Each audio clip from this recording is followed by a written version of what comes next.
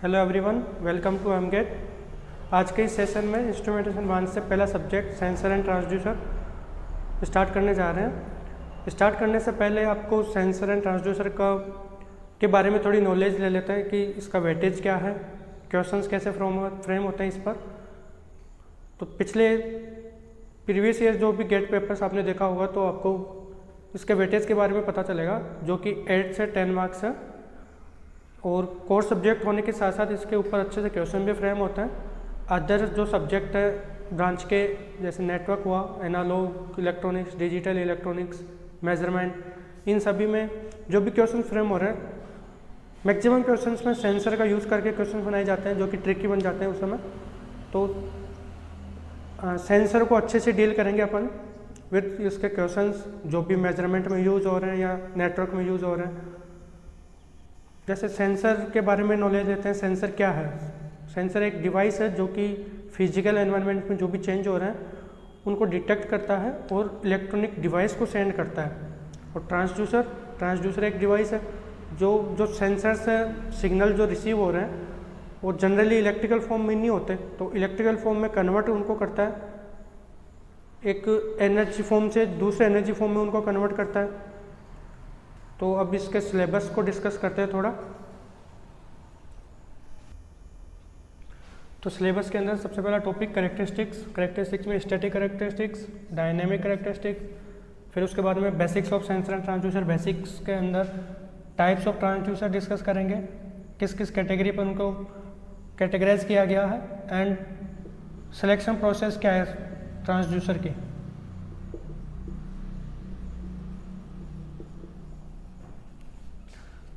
फिर उसके बाद में रजिस्टिव ट्रांसड्यूसर के अंदर स्ट्रेन गेज एक बड़ा इंपॉर्टेंट टॉपिक है, उसको डिस्कस करेंगे, उसके प्रीवियस ईयर क्वेश्चंस एंड जो भी इंपॉर्टेंट जो भी क्वेश्चन फ्रेम होंगे उन सभी को डिस्कस करेंगे साथ में।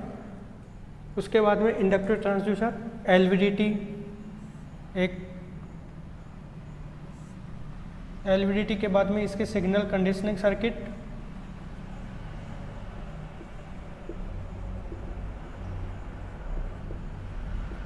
इस पर based questions, capacitive transducer, piezo electric transducer, hall effect transducer. आपको पता होगा हॉल इफेक्ट ट्रांसड्यूसर पे गेट 2020 में एक इजी सा क्वेश्चन पूछा हुआ है।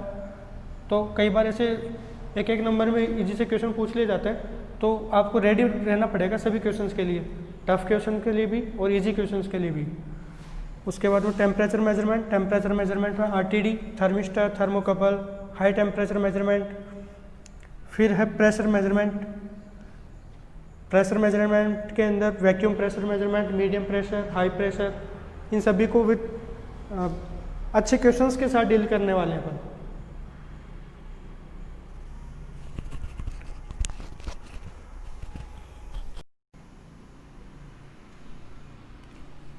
तो नेक्स्ट टॉपिक है अपना फ्लो मेजरमेंट, टॉर्क मेजरमेंट, उसके बाद में force measurement, velocity and speed, measurement of acceleration, level measurement, pH measurement, viscosity measurement. इन सभी टॉपिक्स को गेट प्रीवियस ईयर क्वेश्चंस के साथ डील करने वाले अपन।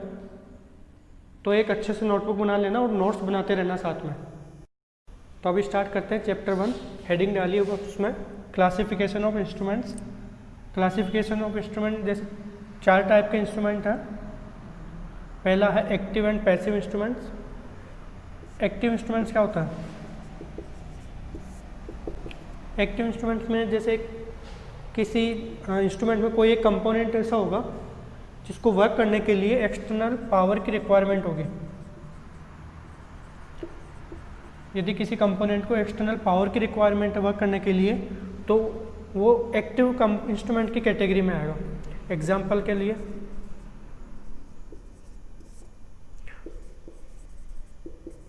फ्लूइड लेवल मेजरमेंट,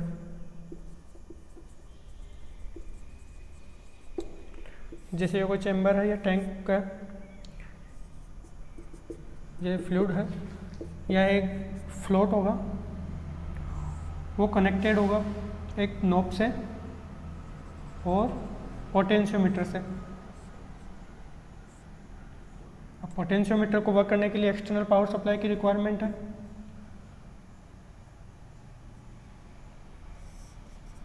जैसे जैसे फ्लोट लेवल चेंज होगा यहाँ रेजिस्टेंस चेंज होगा, रेजिस्टेंस चेंज होता है आउटपुट पे जो वोल्टेज मिलेगा वो चेंज होता रहेगा।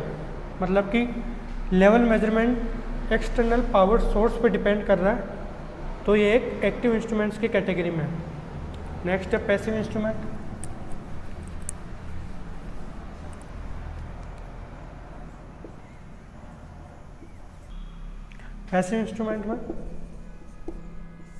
पैसिव इंस्ट्रूमेंट जैसे कोई इंस्ट्रूमेंट है उसके अंदर कंपोनेंट को वर्क करने के लिए एक्सटर्नल पावर की रिक्वायरमेंट नहीं है। External power not required, that component is और that instrument is passive instrument. Example के लिए प्रेशर मेजरमेंट।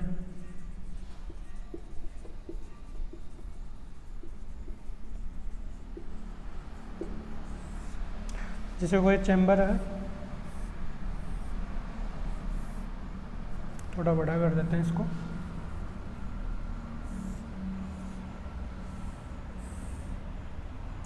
ये एक स्प्रिंग लगी हुई है इस चैम्बर से कनेक्टेड एंड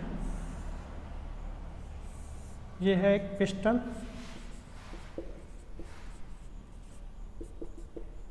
ये गैस या लिक्विड जो भी है, ये स्प्रिंग का जो पार्ट है वो कनेक्टेड है आपके एक ग्रेजुएटेड स्केल से।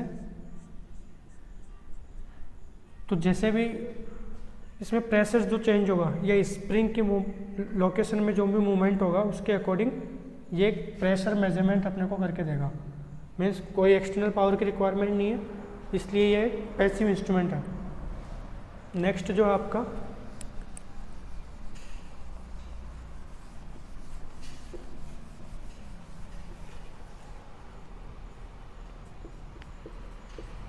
नल एंड डिफ्लेक्शन टाइप इंस्ट्रूमेंट।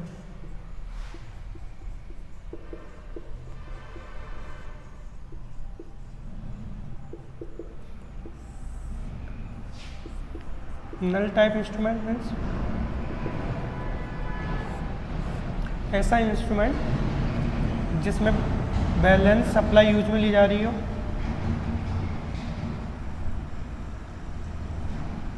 जब नल टाइप इंस्ट्रूमेंट यूज में लेता है तो अपने को जो आउटपुट मिलता है वो जीरो, मतलब कि नो आउटपुट या जीरो आउटपुट मिलेगा, 0 वोल्ट 0 एम्पियर।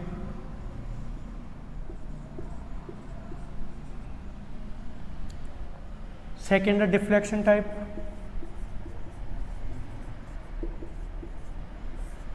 डिफ्लेक्शन टाइप के अंदर जो पावर सप्लाई दी जाती है वो unbalanced power supply.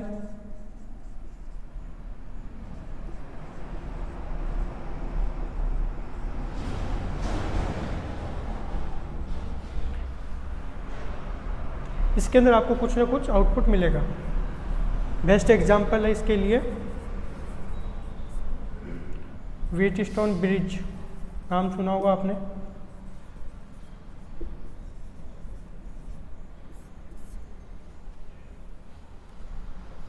Okay, note कर लिया।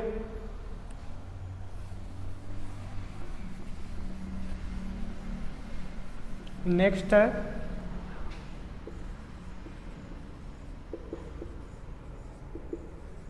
Monitoring and transmitting instruments.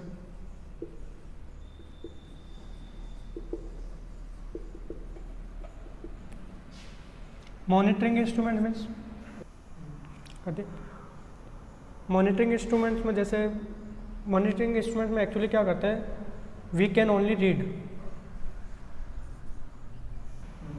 Monitoring instruments में ओनली वी कैन रीड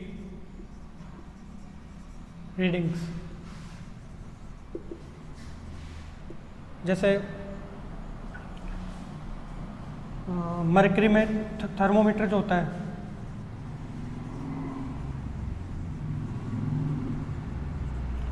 आप सभी ने देखा होगा, डॉक्टर के पास गए हो या घर पर, मरकरी थर्मोमीटर में टेम्परेचर जो जैसे जैसे मरकरी लेवल बढ़ेगा टेम्परेचर में अपन ओनली रीड कर सकते हैं, उसको ट्रांसमिट नहीं कर सकते।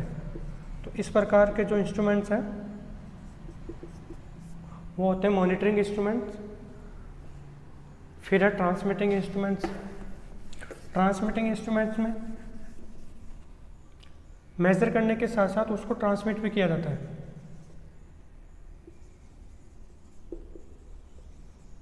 मेजरमेंट एंड ट्रांसमिशन, जैसे आरटीडी हुआ, थर्मोकपल, इन सभी में टेम्परेचर को पहले मेज़र किया जाएगा, फिर जहाँ रिक्वायरमेंट होगी वहाँ उसको ट्रांसमिट कर देते हैं।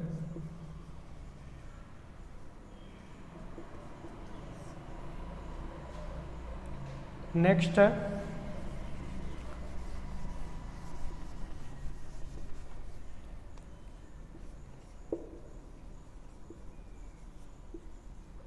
Analogue and digital instruments.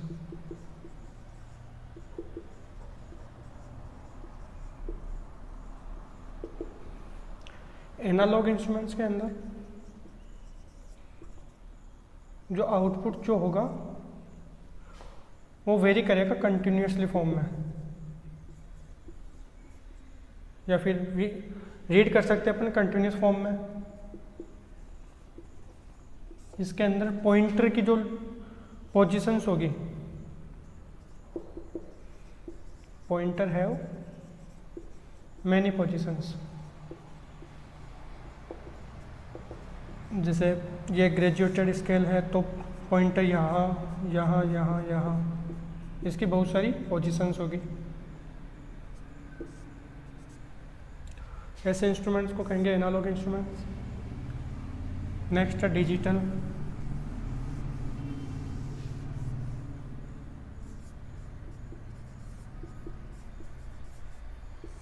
Digital instruments में आउटपुट जो होगा वो डिस्क्रीट फॉर्म में वेरी करेगा।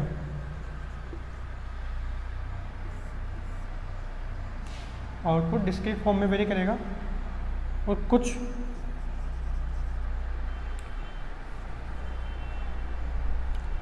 सर्टेन पोजीशंस ही होगी उसके पॉइंटर की।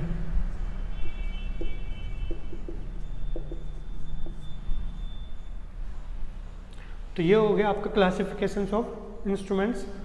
अब बात करते हैं ट्रांसमीटर की।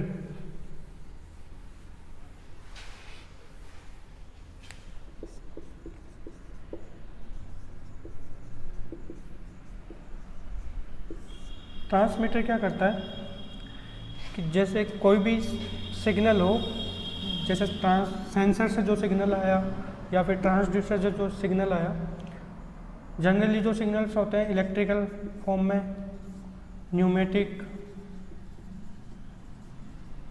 हाइड्रोलिक फॉर्म में, तो ट्रांसमीटर इन सभी सिग्नल्स को कन्वर्ट करता है 4 to 20 milliampere electric signal में।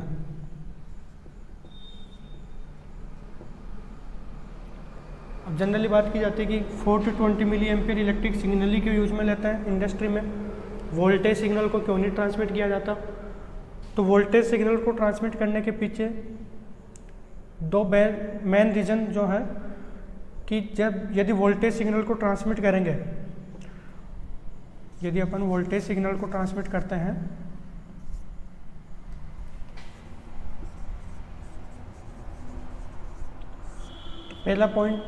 पहला जो डिस्टरबेंस होता है वो नॉइज डिस्टरबेंस आ जाता है बीच में। सेकंड, जैसे कि यदि जिस वायर के थ्रू वोल्टेज को ट्रांसमिट किया जा रहा है, यदि वो वायर बीच में से कट हो जाए, ब्रेक हो जाए, तो आगे कोई ट्रांसमिशन नहीं होगा। इसको अच्छे से समझते हैं इस पॉइंट को कि मान लीजिए आपका ट्रांसड्यूसर या सेंसर है, यहाँ से आपने वोल्टेज को ट्रांसमिट किया, ये मॉनिटरिंग सिस्टम है जो भी है,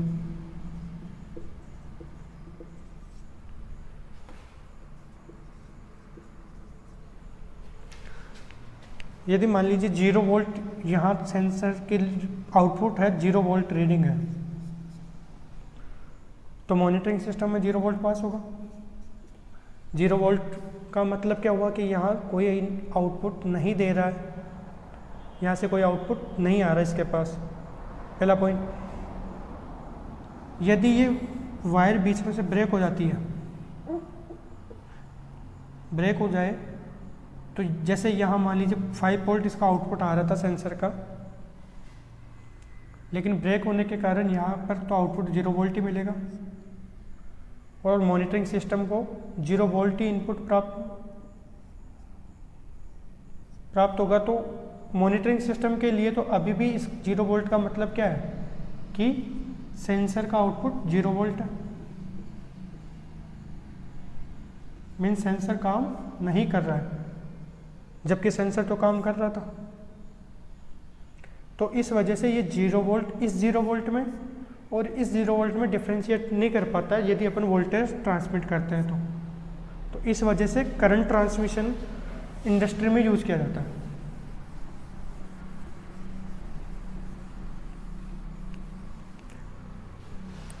तो साथ में आप नोट्स बनाते चलिए और नेक्स्ट लेक्चर में अपन डिस्कस करेंगे डायनेमिक कैरेक्टरिस्टिक्स और स्टैटिक कैरेक्टरिस्टिक्स को।